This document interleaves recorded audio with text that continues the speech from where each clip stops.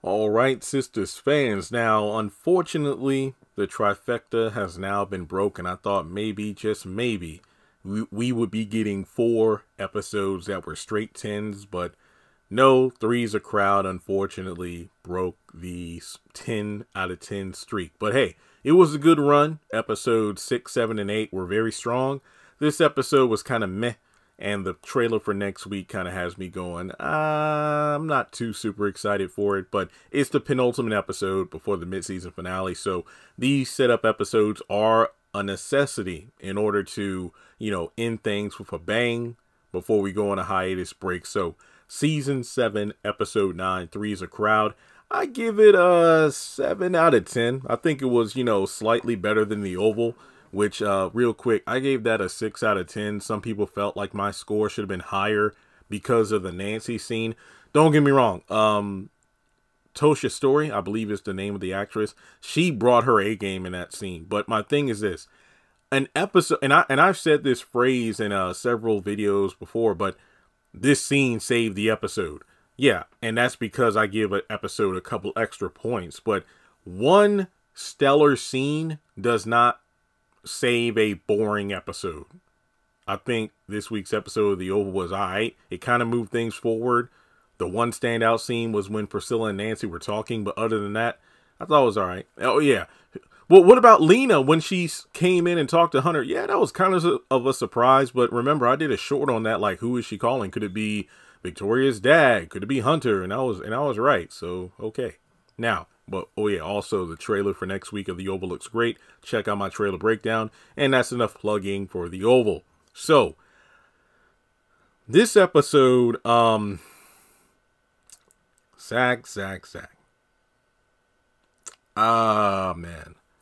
I'm just looking at this guy trying to figure out, in what world would a man think it's okay, unless you're Nick Cannon, to parade your pregnant ex in front of your fiance, basically taking a picture of the twins and like rubbing your fiance's nose in it metaphorically.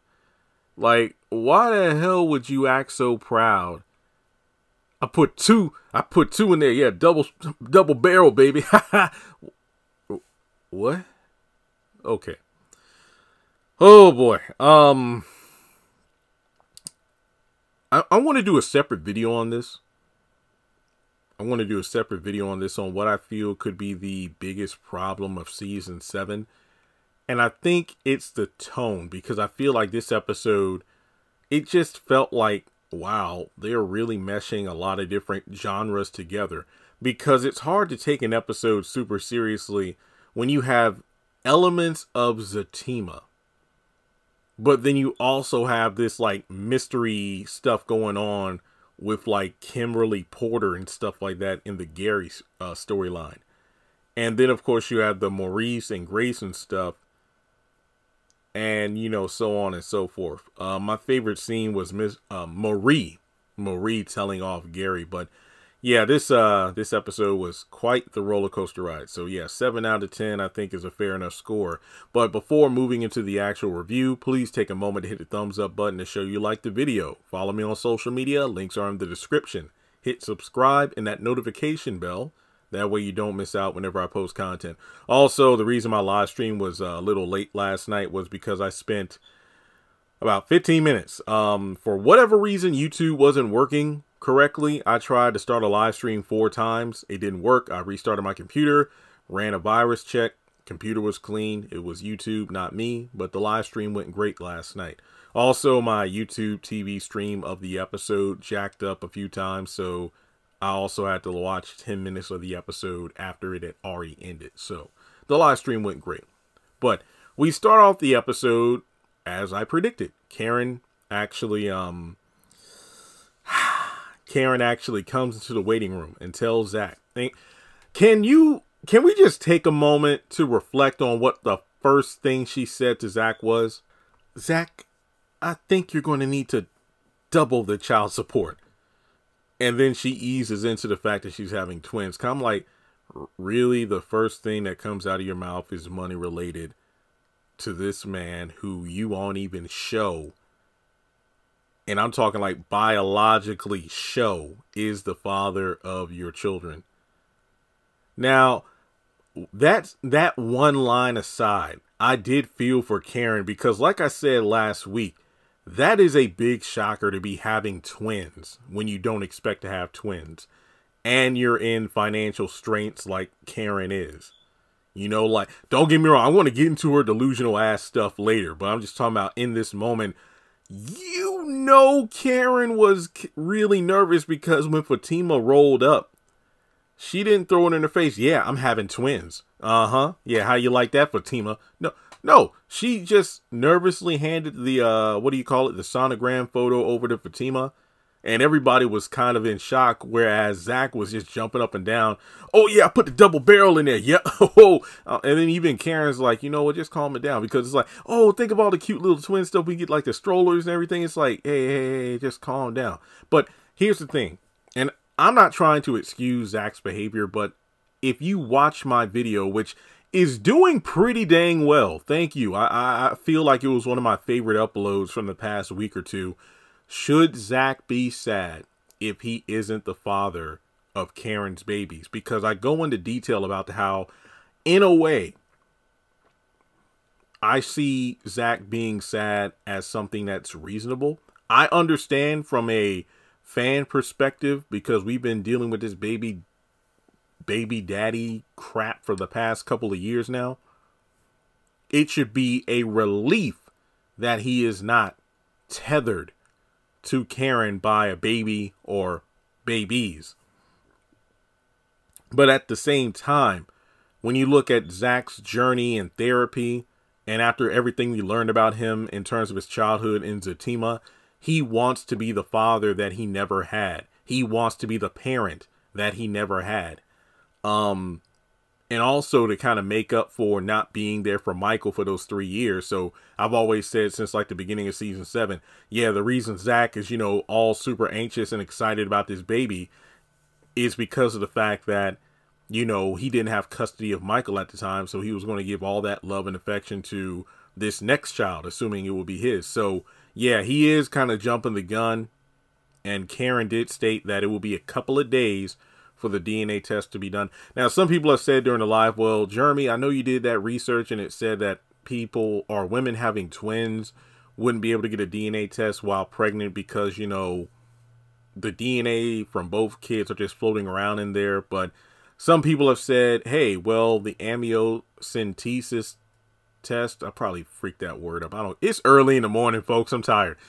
But basically, they could use that test to get the DNA. Personally, I would just wait until the babies are born to make sure it's as accurate as possible. That's just me. But, yeah, just wait a couple of days. Also, my biggest question is this. We know that in episode 11, the synopsis mentions that paternity test will be revealed.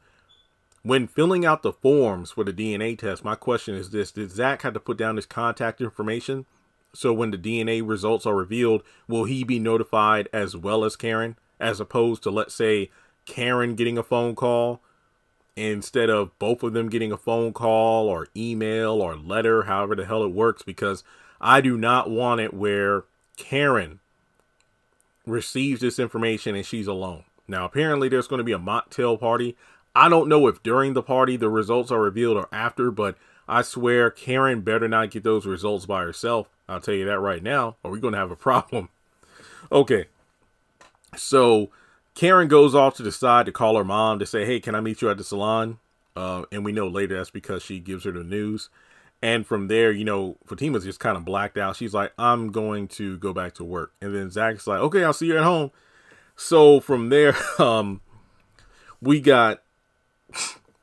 I'm sorry, this is kind of funny. I'm sorry. It is kind of funny when you think about it. But Karen makes a call to Andy, and then she makes a call to Sabrina. Basically, you know, hey, meet at my place around 6 o'clock this evening. I got some news I want to tell everybody. Off screen, she probably calls Danny, or Sabrina calls Danny. I don't know.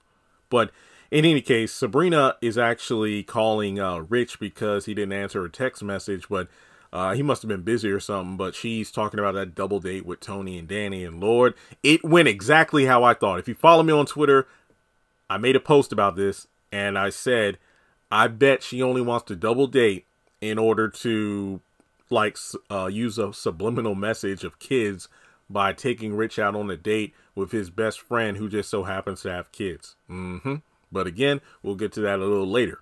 So Karen calls Andy, but the call is cut short because Penelope comes in and she's afraid. And Andy just says, look, I had a friend looking to Gary. There's a lot of shady stuff that even I didn't know about. And there's a lot of stuff you didn't know about. And she mentions this Kimberly Porter, who was missing after junior prom, Gary's high school girlfriend. Apparently they had some sort of argument because he saw her drinking with her friends and he didn't want her drinking with her friends. And I don't know if this was the early stages of Gary wanting to control a girl's life and, isolating her. I mean, or let's be honest here, maybe he didn't want her, or excuse me, he didn't want his prom date drinking because, well, maybe he made a promise to bring her home safely or something. And if, he got home from prom, well, if he brought his girlfriend home from prom drunk, that might not be a good look. So apparently the police reports and whatnot, they never found a body and whatnot. Allegedly, Gary stormed off solo and Kim just went missing. So who's to say Gary had anything to do with it? I'm just saying. I'm just saying. And it's like, I'm like Penelope, like, what about the friends? Didn't they do anything? Didn't they say anything? So I don't know. I have no idea. So simply put, hey, look, go home, remain calm, slowly pack your things and hide them away. I got a friend. He can kind of make you disappear. That way we can, keep you and your baby safe until we initiate this plan. That way we'll both be rid of Gary once and for all. And if you saw the promo for next week, Penelope is going to do the exact opposite. You can see it in her face that she doesn't believe what's happening here. But yeah, this is just crazy. So from there, we have Maurice calling Sabrina, prepping for his date with Grayson.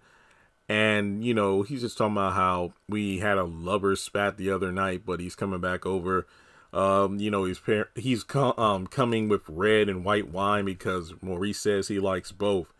And then when he does go over there, this is when we get this weird conversation because Grayson says he's not trying to be a hypocrite, but he's totally coming across as a hypocrite. Basically, do you plan on continuing your fixation page? Because I never really saw myself with someone who gives so much of themselves to the public because I want to make sure when I'm with someone, like that's mine. But the thing is, you met, and he even says, yeah, I met you through your page. So it's like, I mean, what do you expect? What's that saying? Like, you can't turn a hoe into a housewife. In this case, you can't turn an internet, basically an OnlyFans star into, your exclusive partner without them being, out there to the world. Because as Maurice said, this is bread and butter. This is like, let's say if a girl, I meet her through YouTube, which, I've met some very, fun people through YouTube, whether it be fans or other content creators or whatnot. So let's say for the sake of simplicity that in the comment section, like I like somebody's comments like, hey, that's a very well thought out comment about Zatima. I didn't think of that before. And then the girl hits me up on Instagram. We start chopping it up. We meet in person. And then she tells me, I never really saw myself as a content creator. And, you do so much, in terms of videos and live streams that it's hard to see myself dating someone who is always working all the time. And I want to make sure that they're mine. And it's like, have you thought about doing another kind of job? And I'm thinking, what do you mean? Like, a regular 9 to 5 or something? Yeah, I work one of those. And I'm making like 4 times as much annually or actually more than 4 times as much as I did annually working at a call center. So yeah, who are you? You knew what you were getting into. So I don't really know what Grayson's whole stance is here.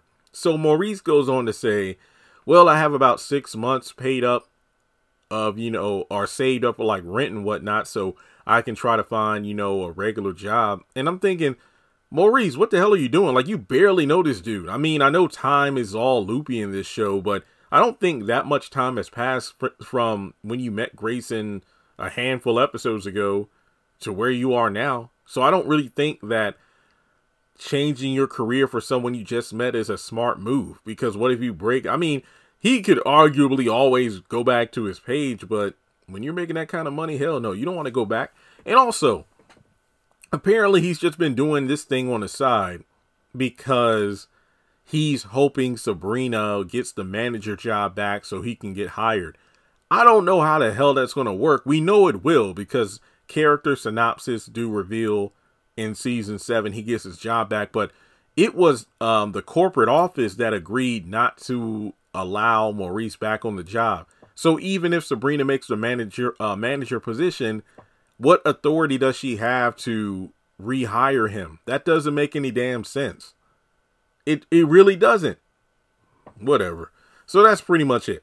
From there we go over to, wow, I'm really seeming through. I mean, the review started off kind of slow because I had some, free thoughts to get off my chest, but we're really moving. We're really moving.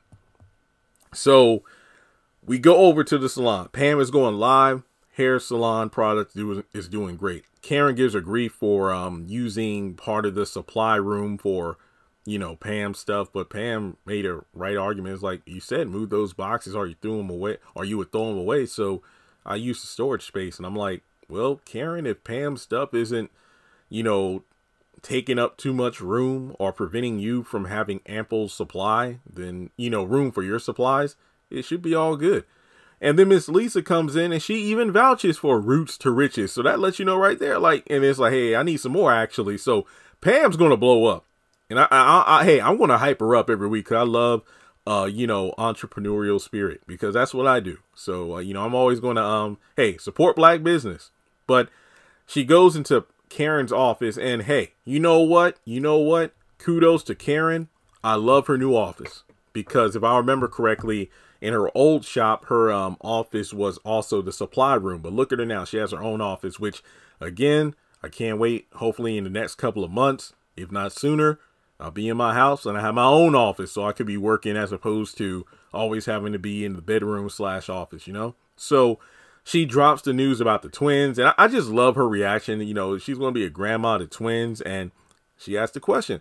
So, what about Zach? Is he the father or what? It's like, hey, I'm excited. I'm still trying to weigh in. Zach's really excited. So Zach is the father? Well, we won't know for a couple of days, but I know he is, and I'm glad that he believes it now too.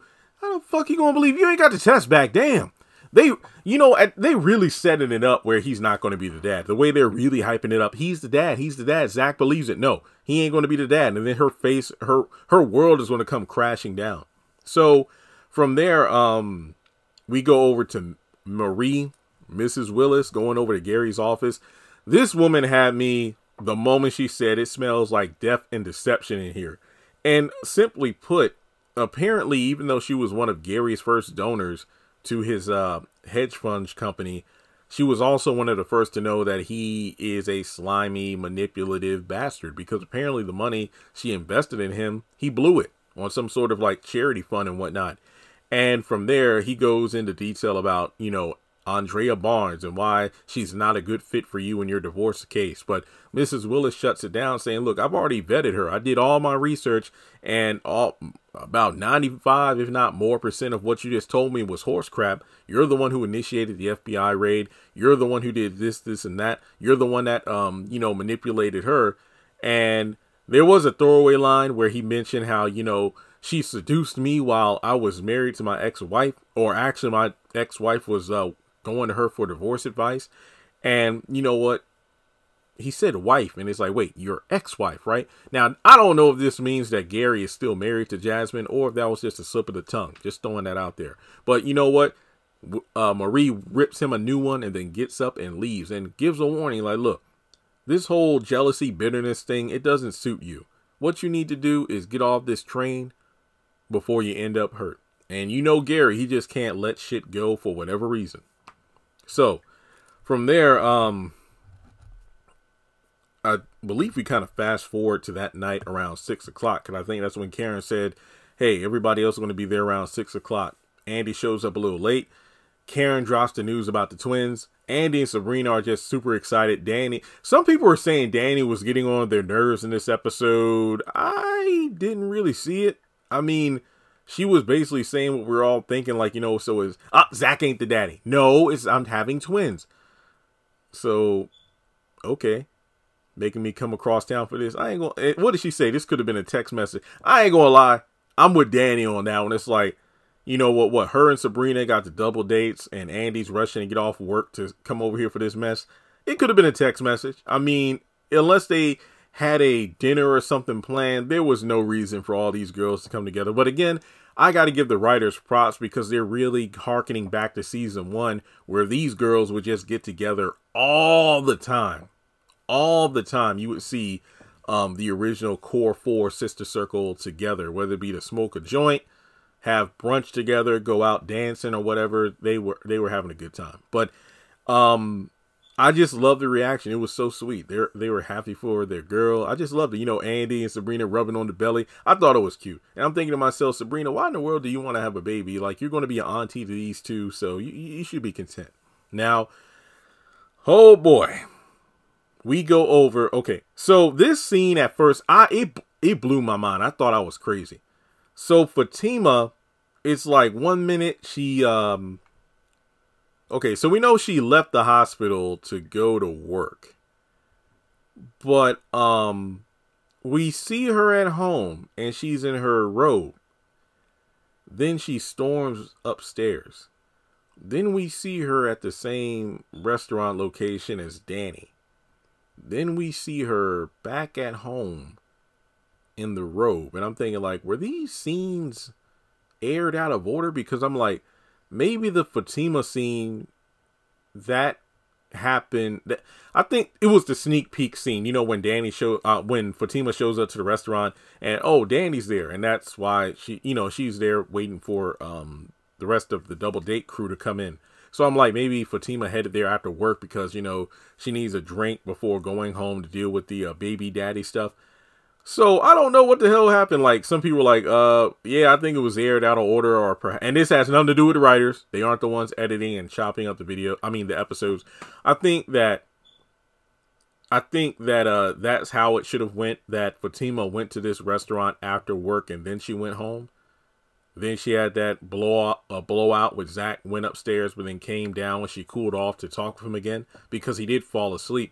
But the dialogue does say, oh, I waited up for you. What time did you get back? So I guess Fatima went upstairs, changed out of her robe into the same clothes she wore that day, then went to the restaurant, then came back, but Zach was already sleeping, and she changed back into her robe, but she did come downstairs. You know what? Forget it. Let's just move on to the scene. So basically, Fatima's at this restaurant, and her and Danny chop it up about the whole thing about being in relationships with men who have all these kids. And, Danny's like, I don't even know if I want kids, but now I just have these two plopped out of nowhere.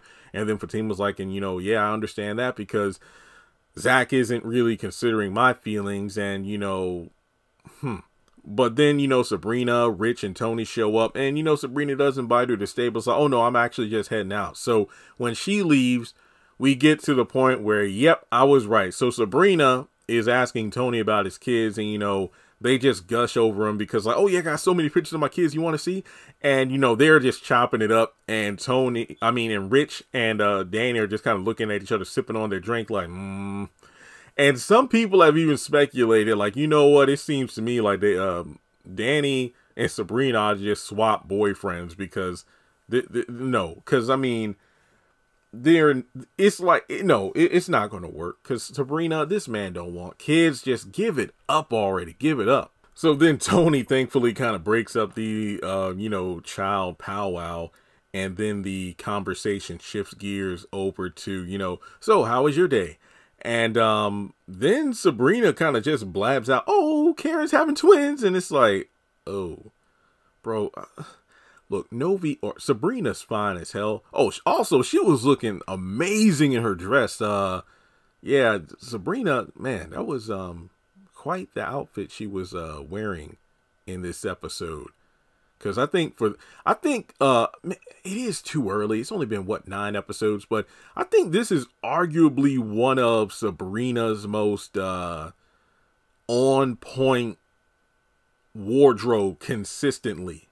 I mean, I gotta kind of look back, but for the most part, if you go through my episode reviews, then you know that I will give compliments where compliments are due. And I really do think that Sabrina has been rocking some very, very, very gorgeous outfits that, you know, just go very well with her complexion. So, I'm sorry. I'm actually looking at that particular scene on mute and I'm like, wow, she is gorgeous. So in any case, yeah, she has definitely been the buzzkill of every sister get together this season, whether it be just a brunch with the girls or hell, even her own birthday dinner with Rich. Man, this baby fever is something else. No, thank you. Take some medication for that. Just read the room. Seriously.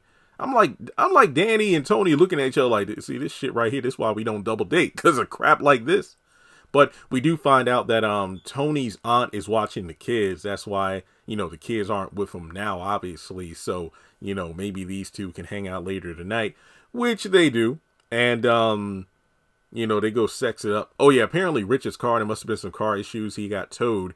And Sabrina gave him a ride, and, you know, Sabrina's like, well, hey, you can stay at my place tonight and I'll give you a ride in the morning. So, yeah, there you go. But from there, we go over to Gary plotting. He's watching a news report about Jordan's name being cleared. No clue why the girl came clean. I guess somebody grilled her. And then he thinks Andy's at the root of all this, and Hudson doubts it. But then again, we kind of do know maybe she has something to do with this, because Brenton did the, you know, the in-depth search on stuff, so who knows. So he wants to take out someone, and I'm like, is this a reference to Penelope and the life insurance thing? I don't know.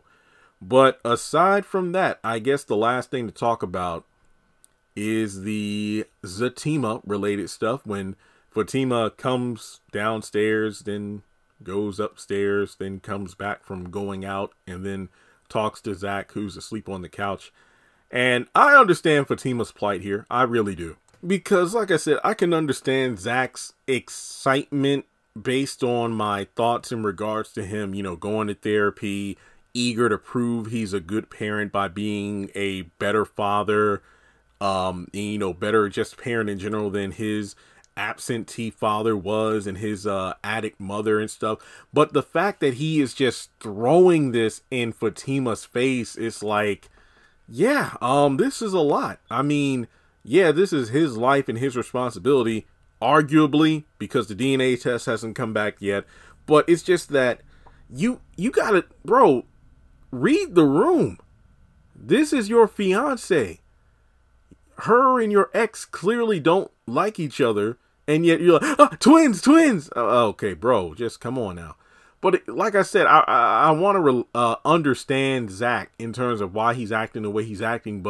And like I said, I'm not making excuses for him. I'm trying to understand what the writers are doing with his character, because quite honestly, this is turning into my least favorite season of Zach. I remember in season 1, I said he wasn't one of my favorite characters, mainly due to, you know, just his, you know, broke boy cheating ways. His scenes with Danny, though, loved him. But everything else, no. It wasn't until towards the end of season 1 where I'm like, yo, this dude's pretty cool. And then season 2, I really came around. But when it comes to the Zach we're seeing this season, it's like, bro, everything that we thought you had, bro, wow. That's just like Karen. Well, you know how Karen is like, okay, I got one foot in the door and one foot in the room, with her character making a somewhat nicer personality shift in the back half of season 6. And then season 7, right back to how she was. Zach, wow, we follow his journey in like Zatima season 2 with therapy. Sistas season 6, he seems to be doing okay. And then season 7, what the hell happened? Yep, this is wild. But he does apologize to Fatima, you know, because he did say, I thought we were done with the whole just leaving when we are going through something. But I gotta admit, I kind of feel Fatima in this moment, because You're literally shoving this baby stuff in her face. You don't know if the DNA test shows you're the dad. And, you know, she just got accepted into law school. So it's like, look, just consider my feelings too. So, yeah. But, and I'll do a separate video on this. But people, again, I'm not making excuses for Zach. But in terms of a person in this relationship, only considering how they feel, not allowing the doors to communication to be open on both ends, blowing up in the other person's face. In Zach's case, it's mainly happiness, but in Fatima's case, it's always anger. And then, you know, not considering the other person in terms of their decision making. Fatima did this shit in season 5. Look, the circumstances are different, obviously, with Zach and his baby mama stuff. But go back to like season 5, the moment that Tyler had Fatima processing shit. And then she would say, I love and trust you, Zach. But then the moment she gets a whisper of Zach maybe doing something wrong, she throws all trust and love out the window. She goes off on Zach, believes the worst about him, doesn't allow him to talk or give his side of the story, flies off, slaps him and shit. Folks, Fatima is a bit of a hypocrite here. I'm not, like I said, I understand completely why she's feeling the way she's feeling due to Zach's inconsiderate behavior. But let's not forget she used to do the same shit. Okay? And that's all I got. That's the review. Hope you enjoyed it. And remember, we have 2 episodes left. The penultimate episode and then the mid-season finale. Then we go on hiatus. So please help this video do well by commenting. You know the drill. Liking it, commenting. All those engagement factors helps YouTube know, hey, we need to push this video out so more people see it. So with that being said, I'll catch you in the next one.